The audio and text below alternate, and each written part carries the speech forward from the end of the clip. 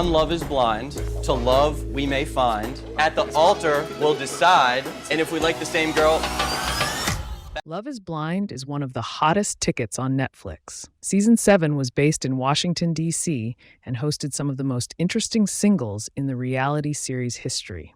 As soon as hosts Nick and Vanessa Lachey open the pods, 29 singles rush in, hoping to establish enough of a connection to win as much television time as possible.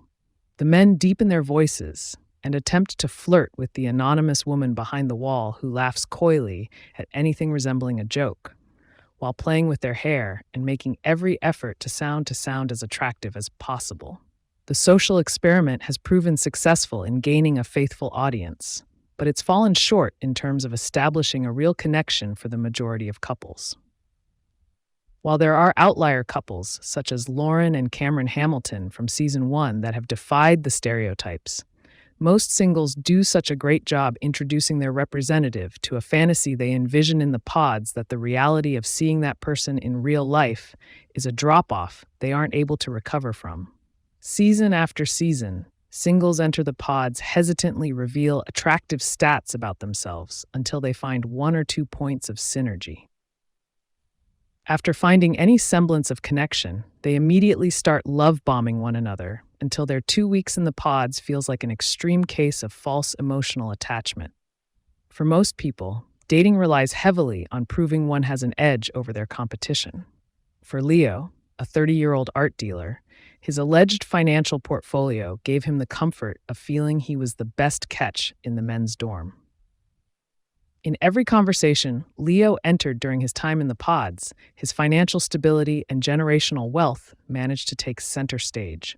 Leo's long money was impressive to some, but ultimately, the only woman who found it irresistible was Brittany, a beautiful blonde esthetician who was clear about her obsession with men with the ability to provide.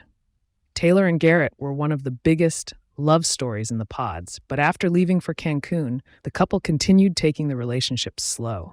Taylor would often mull over his responses, and instead of attempting to appeal to Garrett's ego, Taylor challenged him and gained his respect.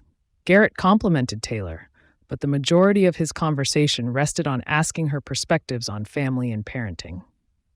The two made a striking couple, yet their appreciation for each other remained rooted in their similarities and admiration for one another's intellectual prowess and perspective.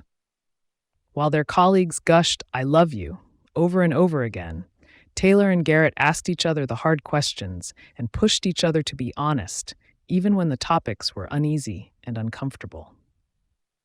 As a result, Taylor and Garrett appear to have the most grounded relationship on Love is Blind. Their journey offers a blueprint for future Love is Blind couples who desire to have something substantial based on more than just fantasizing with a stranger behind a blue partition. Admittedly, it feels good to have a stranger profess their undying love, unconditionally sight unseen. But the reality is the probability of that happening is as unlikely as two successful scientists meeting on a popular reality show and falling in love.